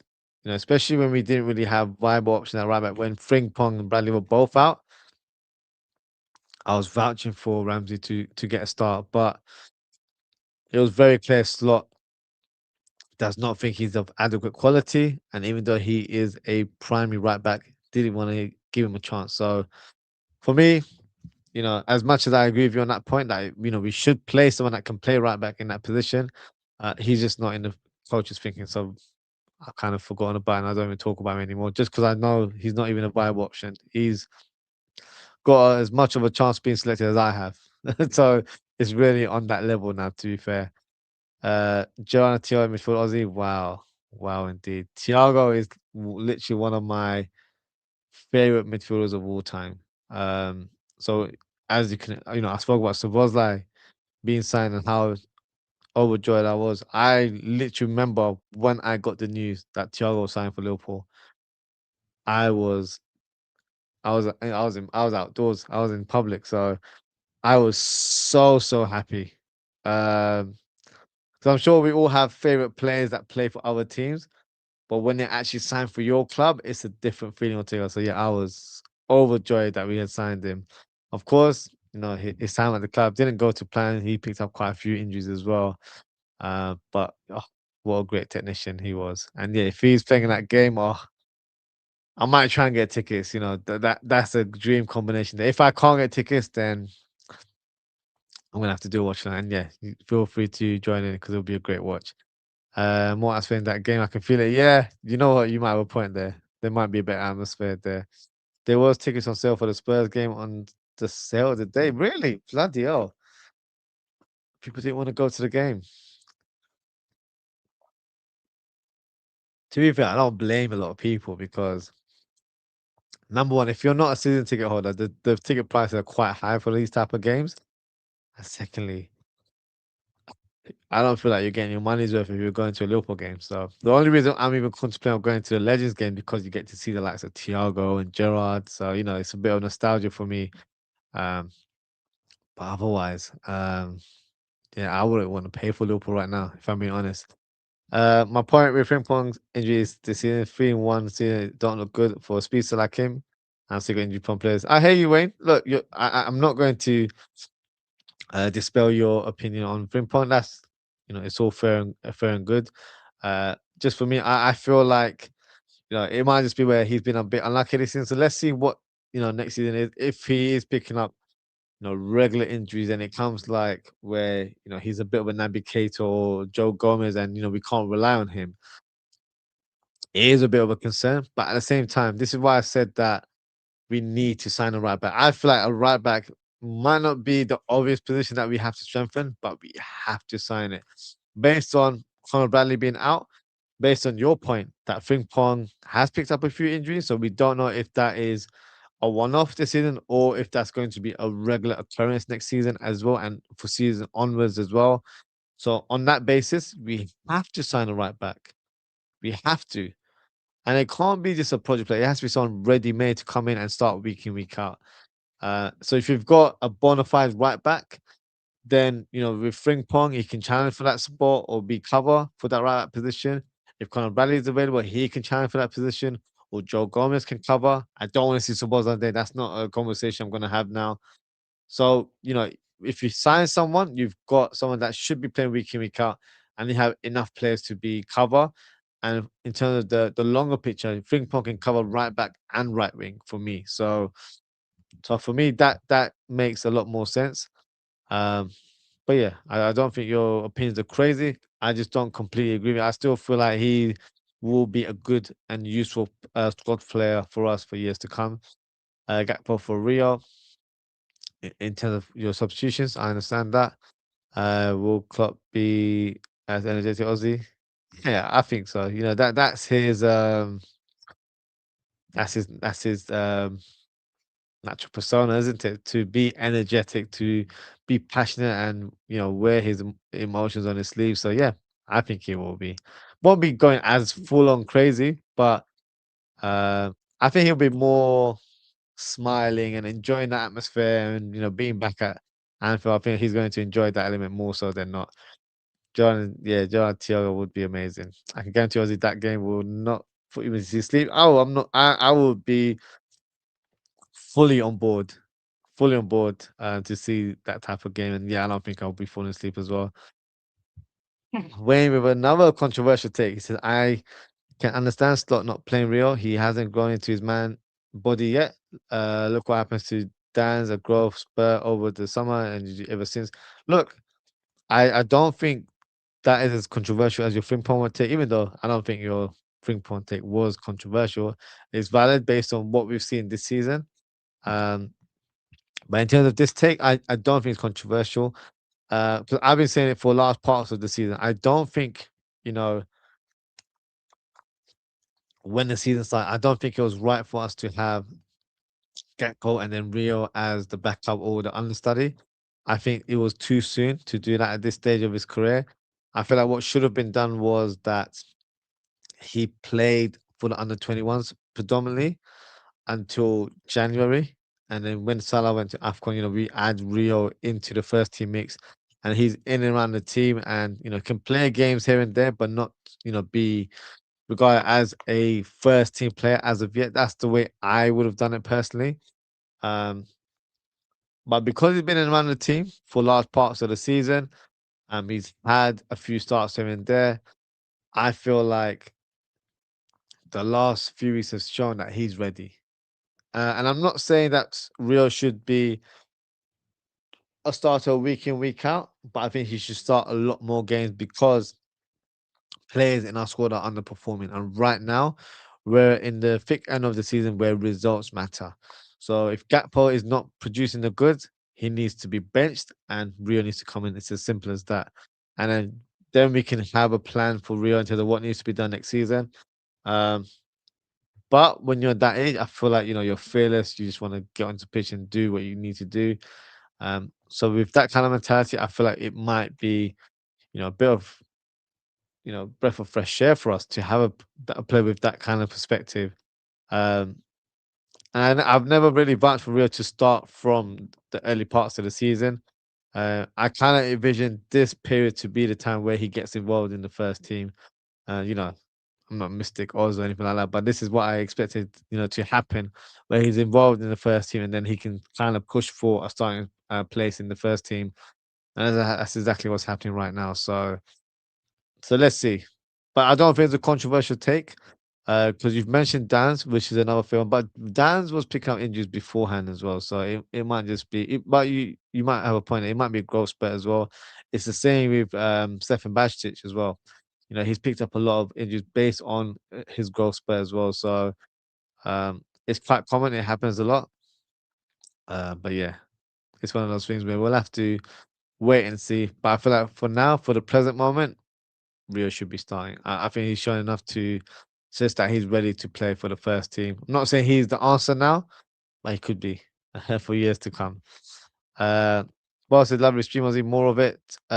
2 hours. New achievement unlocked. I've done 2 hour shows plenty of times, but obviously in recent times, yes, I probably haven't done a long show. But of course, when the engagement is quite heavy like it's today, I'll try and do my best to do these long shows. So I appreciate you guys as always. But yes, that is it today, guys. New achievement unlocked, according to Ozan. And that is it for today, guys. Thank you guys for tuning in. So yeah, we'll be back tomorrow. It will be the match starts at 8. So I'll be live from 7:55 p.m. UK time. So we'll go through the lineups and see who is starting. And yeah, let's watch the game together. And hopefully we get a result. I know fans will be like, oh, do you know what? Let's hope we lose because then Slot will get sacked. There's no guarantee that will happen if we lose. So I'd rather my team somehow progress and let's see what the future holds. Can we get past PSG? Can we progress to the final? Who knows? You know, in 2005, no one gave us a chance, and look what we achieved in that season. So, yes, I know that was about 20 odd years ago, but it's happened. It's in the history book. So, why can't history repeat itself? Only time will tell. But that is it for today, guys. Thank you so much for tuning in. Take care, stay safe, and I hope to speak with you all very, very soon. Goodbye.